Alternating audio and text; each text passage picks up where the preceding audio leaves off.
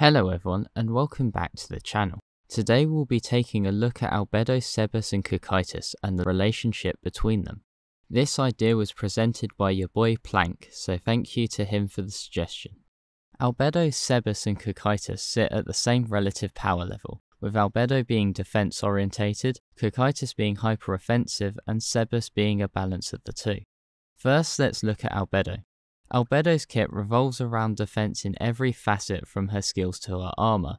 Her skills represent defense in different ways though. Wall of Jericho is exactly as one would expect, simply serving to shield those behind it. Parry Missile effectively nullifies the attack sent Albedo's way, while Counter Arrow returns the attack to the sender. Add parry to this and we see some rather generic and self-explanatory skills, but the armor is where it gets interesting. Albedo's plate mail consists of 3 sections, and 3 times a day Albedo can redirect any attack thrown her way onto the armor instead. This means she can remain unscathed even against super tier magic. That said, the part of the armor that took the blow would break regardless of the attack or the defense of the armor. After 3 uses, the outer sections of her armor will be destroyed, leaving her far more vulnerable to attack. To compensate for this, she can change into her true form and assimilate the armor remnants to harden her flesh. It's also worth noting that when parrying, the strength of her weapon is also added to the damage that is returned to the sender. Combine this with Albedo's strong physical strength and we can start to see why Albedo is on par with the 3rd strongest Floor Guardian, Cocytus. While Albedo has the strongest defense in Nazarick, Cocytus has the strongest single blow. With the ability to masterfully wield 21 different weapons, 4 arms to use them, and 97 physical attack, Cocytus's sheer offensive power is even enough to have once damaged Albedo herself. In terms of skills, he has a range of offensive potential, largely consisting of frost-related abilities.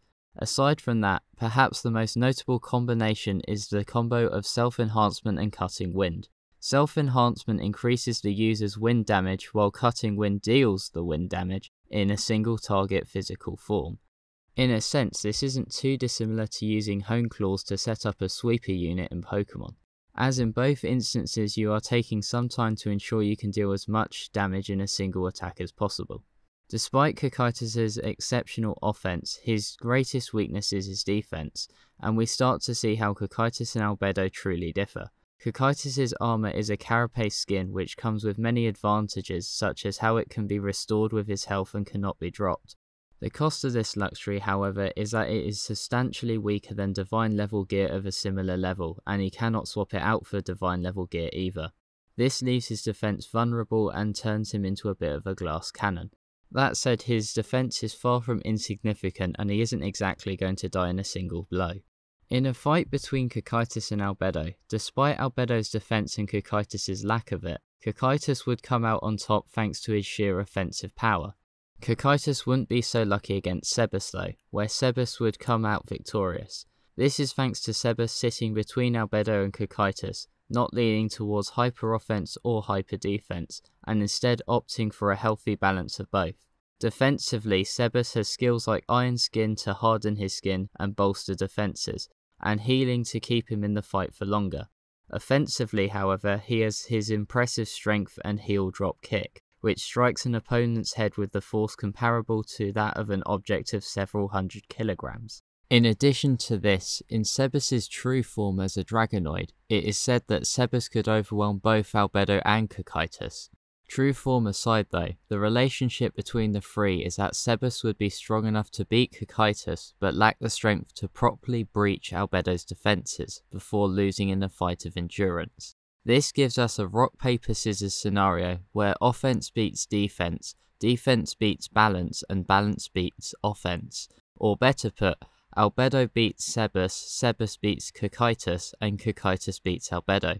As none is objectively better than another, this is how they all come to be comparably powerful, being 3 of the strongest warriors in Nazarick. The strongest warrior is naturally Rubedo, but the Trinity are also weaker than both Shoutir and Mare in terms of power. As such, each of their strength is viewed on par with the 3rd most powerful Floor Guardian of Cocytus. Thank you for watching and I hope you enjoyed.